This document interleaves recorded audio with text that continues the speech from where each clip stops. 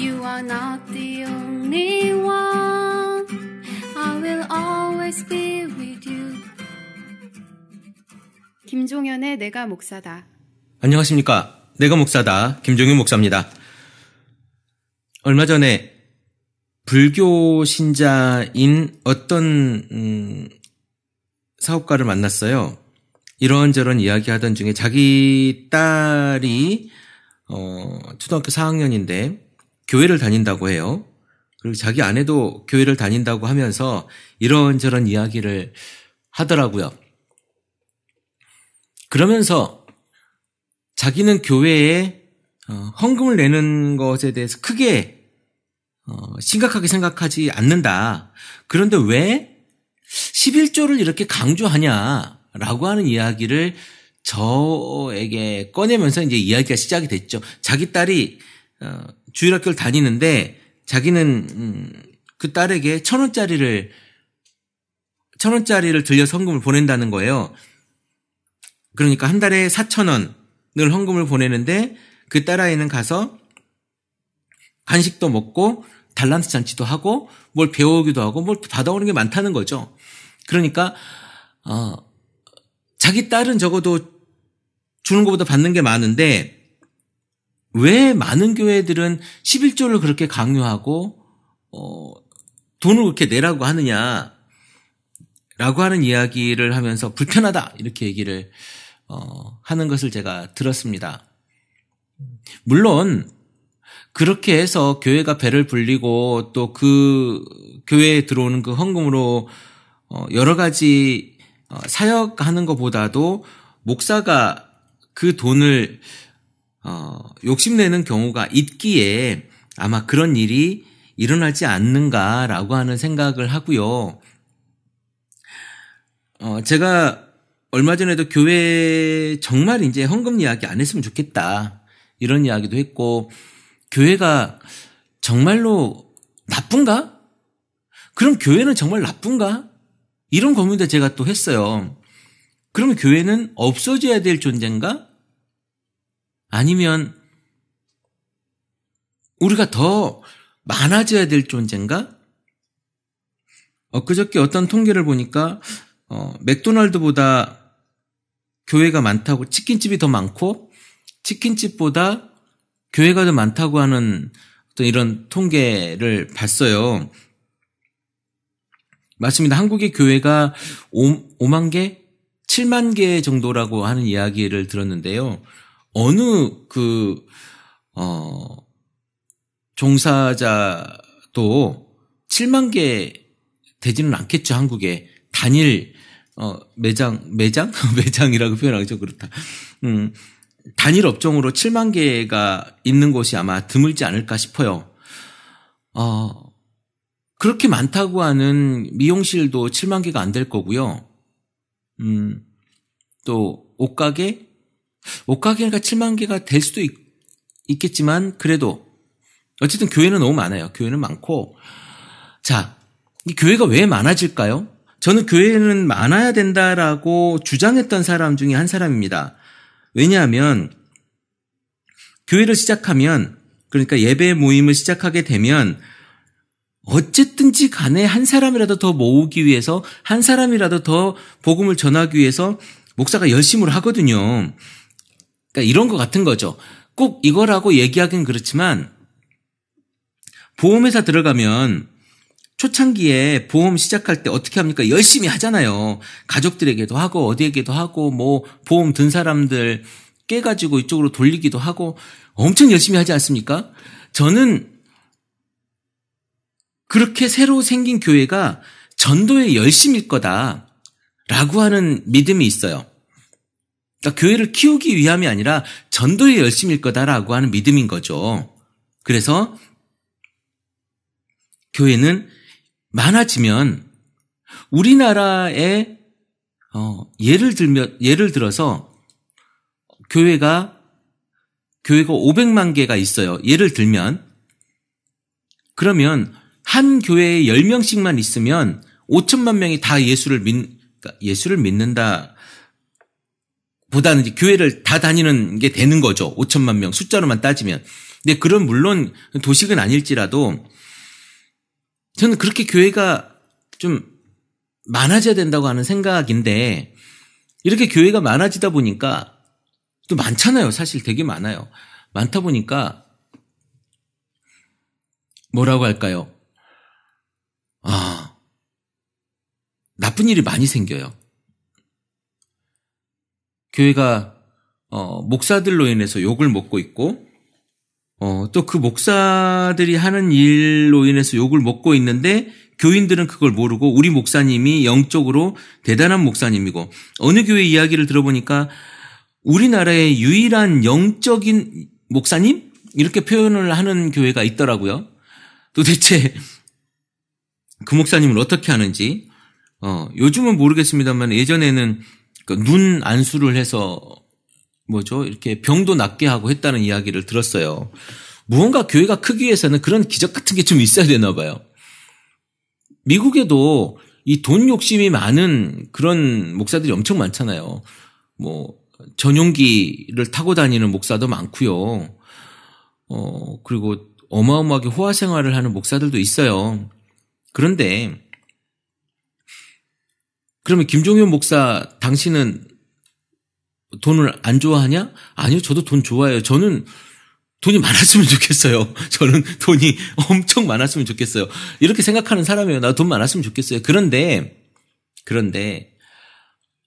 제가 돈을 많이 갖고 싶은 마음과 내가 교회를 이루고 교회를 그 가운데서 예배 공동체를 이룸으로 인해서 거기에서 나오는 돈으로 내가 부를 창출하고 부를 만들고 싶은 생각은 없어요. 그렇게 되지도 않을 뿐더러 그리고 여러분 한번 잘 생각해 보세요. 교회 안에서 그런 게 싫어가지고 그런 게 안 좋아가지고 교회를 나왔잖아요. 교회를 나와서 이제 더 채플 커뮤니티라고 하는 이런 곳에서 새롭게 우리 그런 거 해보지 말자라고 이렇게 시작을 했는데 그분들이 목사한테 저같이 어수룩한 목사한테 헌금 뜯기고 있겠습니까? 저는 사실 헌금 많이 하라고 하거든요. 우리 교회 더 채플 커뮤니티 서울에 있는 친구들에게 우리 교인들에게 이렇게 얘기해요. 헌금 많이 해라. 그래야 교회가 여유도 되고 이 여유가 돼야 다른 일들을 많이 할 수 있을 거다. 아닌 말로 교회 월세도 내야 되고 쓰여지는 돈들이 많으니 헌금 많이 해라. 저 이렇게 얘기하거든요. 글쎄요, 헌금을 많이 하는지 안 하는지는 이제 그쪽의 책임인 거고,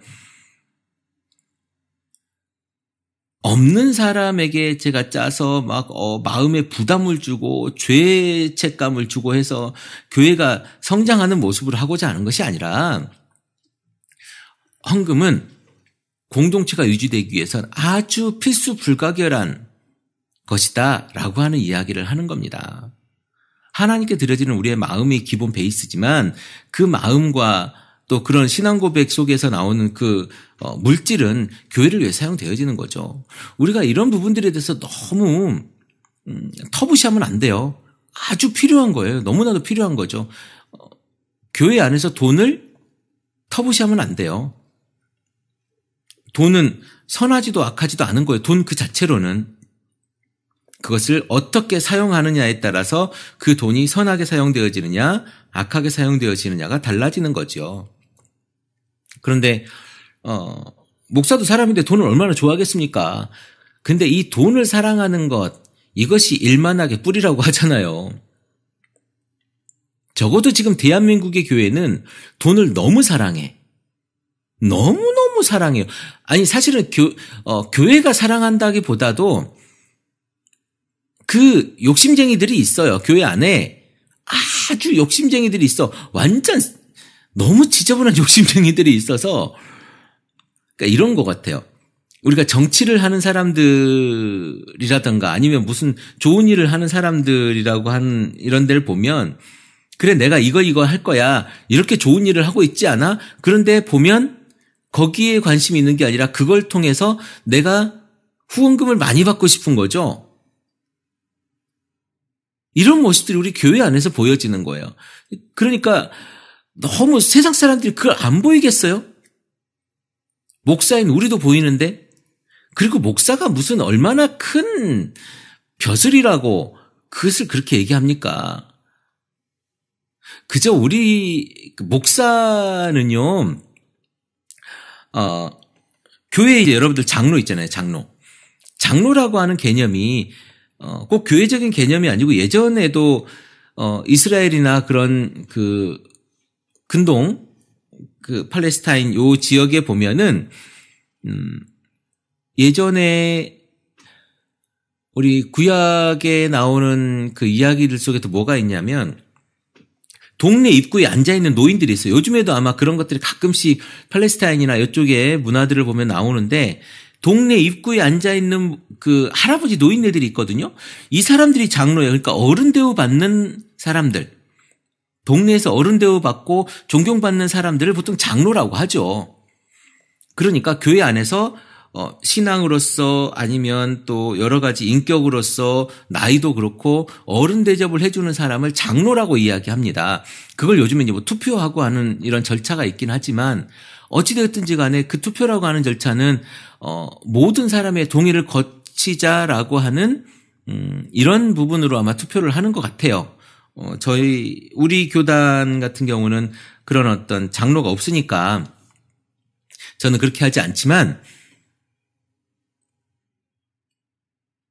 그렇게 해서 교회 안에서 신앙을 잘 이렇게 이끌어주는 사람을 장로라고 하지 않습니까? 목사도 마찬가지예요. 목사도요. 성경 안에 목사가 있네 없네 이런 이야기 막 하지만 사실은 목사라고 하는 이런 직분은 종교개혁 때 생긴 직분이죠. 종교개혁 때 이제 사제가 없어지고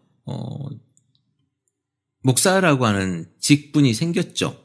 목사라고 하는 직분이 생겼는데 이것은 성경에서 나오는 이야기로 하면 가르치는 장로가 목사지 않습니까? 우리는 성경을 가르치는 장로예요. 목사가 뭐 장로라고 이렇게 딱 기분 나빠하실 목사님이 혹시 계실지는 모르겠지만 우리의 직분은 우리는 가르치는 일을 하면 돼요. 기도하고 가르치고 또 목양하고 우리가 가진 것들이 있잖아요. 해온 것들이 있고 해야 될 것들이 있으면 그것만 하면 되는 거예요. 근데 이걸 통해서 뭐 부를 창출하고 뭐 얼마 전에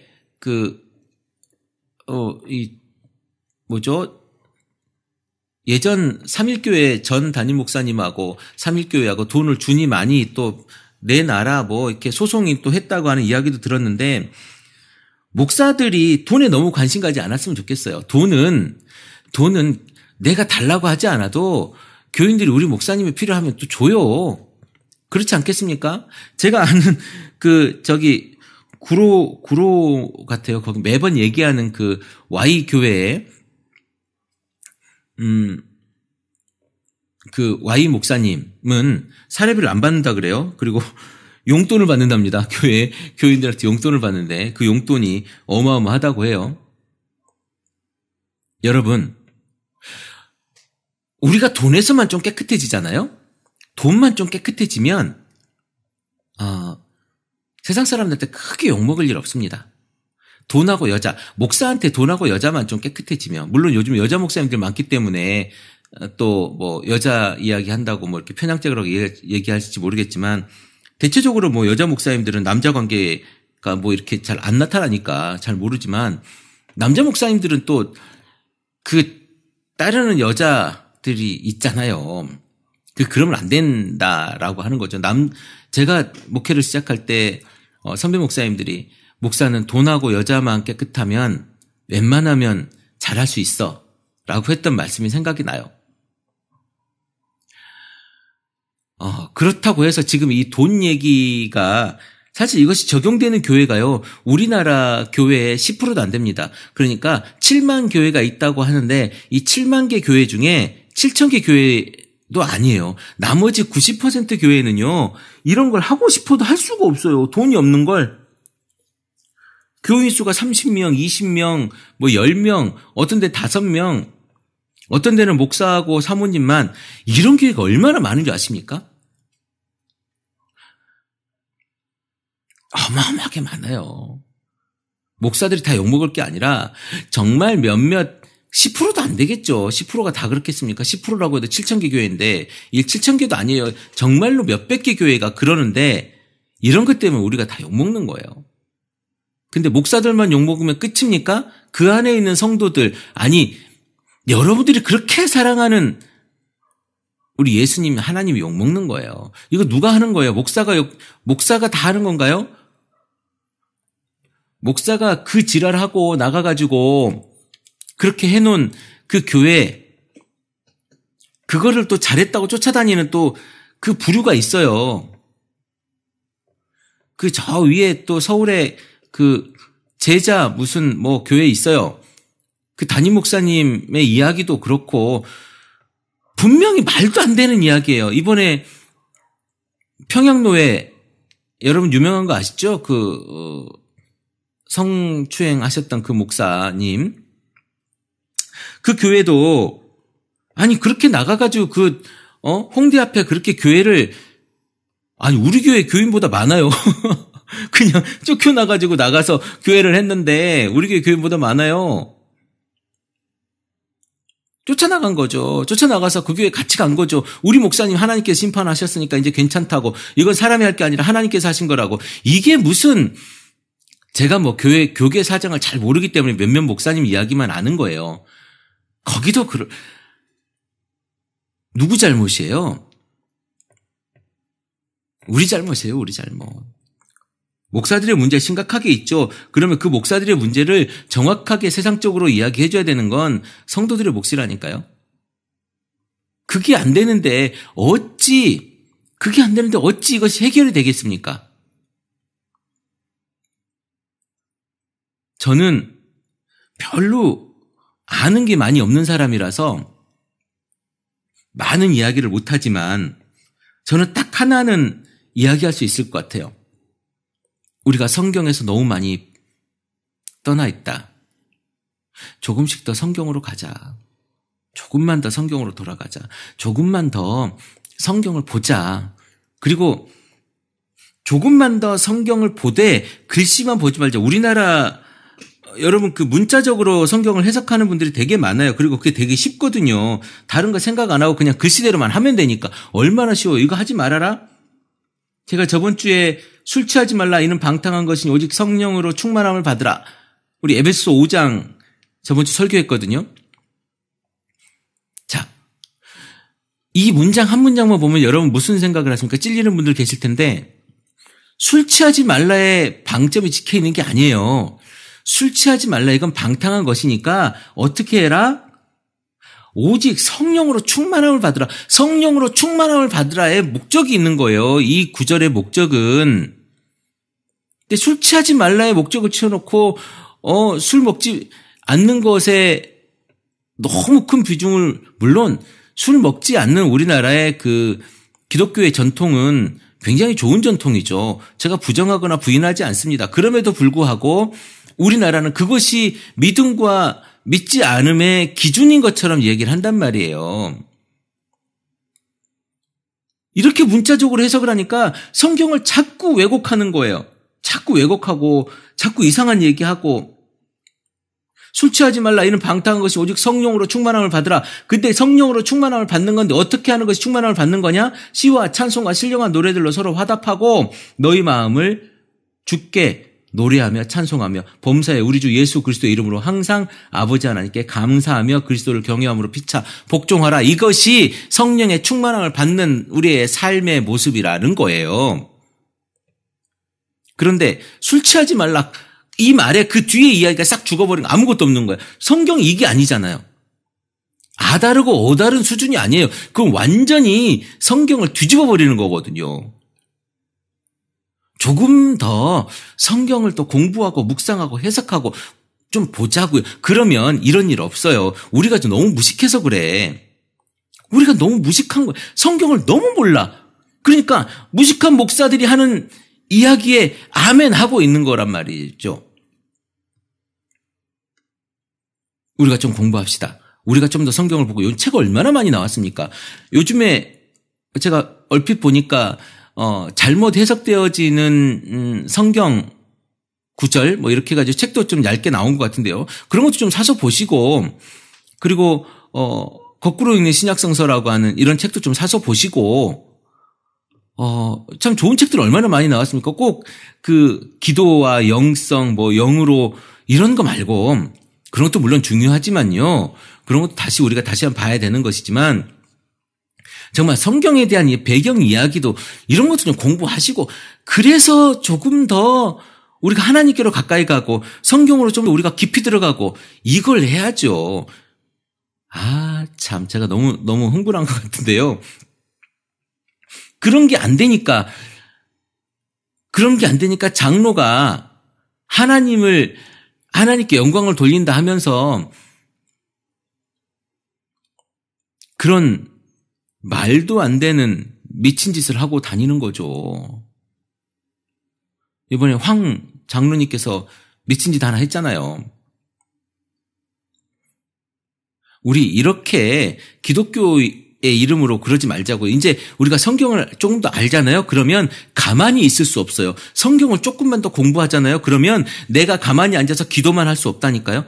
제가 말씀드리는 기도라고 하는 게 기도의 본질을 이야기하는 게 아니라 여러분들이 생각하고 있는 무릎 꿇고 교회 가가지고 하는 그 기도, 그런 것만 할 수 없다는 게 아니에요. 우리가 기도를 하게 돼요. 기도를 하게 되고요. 우리가 행동하게 돼요. 성경을 알면. 근데 그렇게 하지 않는 건 뭐냐면 성경을 보지 않고 성경을 알지 않고 무식한 목사의 말만 듣고 하니까 우리가 지금 이러고 있는 거라는 겁니다. 여러분 행동하지 못하는 이유는요. 목사가 행동할 수 없는 이야기를 하는 것을 믿고 있기 때문에 그래요. 여러분이 깨지 않으면 아무것도 못합니다. 내가 해야 돼요. 하나님과 나와의 관계가 더 중요한 것이지 나와의 목사의 관계가 중요한 건 아니에요. 내가 필요할 때 목사를 사용하면 되는 거고요. 정말 여러분은 하나님과의 관계, 그리고 하나님께 사랑하시는 이 세상 속에 살아있는 우리들이 정말 사랑해야 될 그 소자 한 사람과의 관계에 우리가 초점을 맞춰야 될 것 같아요. 제가 오늘 방송을 좀 많이 한 것 같은데 여러분들이 가지고 있는 세계관, 그리고 교회관, 그리고 목사를 바라보는 그런 어떤 목사와의 관계관, 이거 좀 다시 정립했으면 좋겠어요. 하나예요, 하나. 성경으로 돌아가는 것, 성경을 바라보는 것, 성경을 잘 해석하는 것, 문자적으로 해석하지 말고 문맥 가운데 이 문맥에서 정말 하나님께서 하라고 하는 그것이 뭔지, 어떻게 살으라고 하는 건지, 어떻게 사랑을 실천하라고 하는 건지, 이걸 좀 봅시다. 우리가 성경을 한 번 더 봐야 돼요. 이제 제가 초창기에 제2의 종교개혁 우리가 해야 된다라고 하는 이야기를 제가 했는데 좀 당돌한가요? 근데 무슨 얘기냐면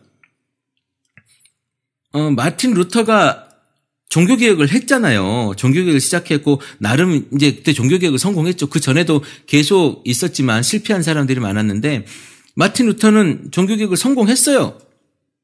좋습니다. 종교개혁을 성공했는데요. 그때 종교개혁의 큰 핵심이 뭐냐면 모든 신도들에게, 모든 성도들에게, 모든 교인들에게 성경을 보급하는 작업을 했다면 그것이 어마어마하게 큰 종교개혁이 하나의 효과였다면 성과였다면 이제는 이 종교개혁, 제2의 종교개혁은 성경을 보급하고 성경을 가지는 것으로 끝나는 것이 아니라 그것이 정말 우리가 성경을 잘 해석할 수 있는 이런 것들이 많아졌으면 좋겠다는 거예요.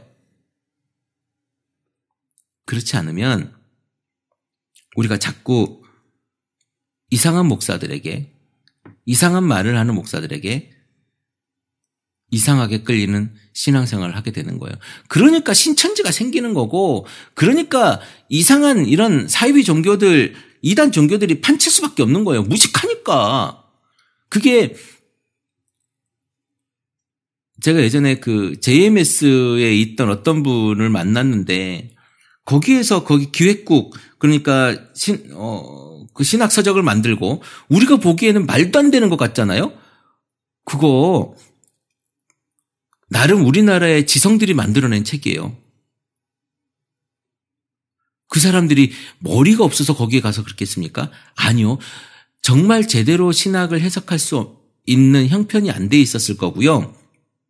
그리고 우리가 이 성경에 대한 해석보다도 눈에 보이는 것에 어떤 그 유혹이 있었을 겁니다. 그런 사람들, 그러니까 JMS나 아니면 뭐 통일교나 아니면 또 신천지나 뭐 여러 가지 보면요, 그런 어떤 기적적인 이런 게 있어요. 그런 거에 혹해서 그럴 수 있거든요. 우리가 정신 차리고 성경을 다시 한번 보고 성경에서 도대체 뭐라고 이야기하는지를 확인하면 너무 좋을 것 같아요. 그리고 공부하셔야 돼요. 공부하지 않으니까요. 이명박 대통령 찍지 않으면 내가 생명책에서 당신들 이름 다 지워버릴 거야 라고 했을 때 밑에서 아멘 하는 거예요. 이 이야기 가지고 동영상 한번 쳐보세요. 그럼 동영상도 나올걸요, 아마. 그분이 얼마 전, 올해인가 작년인가 어떤 한 장로교 교단의 총회장이었어요, 총회장. 교단의 총회장이었단 말이에요. 답답합니다. 좀 우리가 그리스도인으로서 영적인 부분에도 성경에도 조금은 가까이 가보자라고 하는 말씀을 오늘 드렸습니다. 성경 속에 우리의 삶이 다 들어있습니다. 우리를 인도하신 하나님 믿으시고요. 이 성경을 우리가 조금 더 가까이 가져갔으면 좋겠습니다. 오늘도 행복한 날 되기를 기도합니다. 크리스찬 TV 내가 목사다 김종현 목사입니다. 크리스찬 TV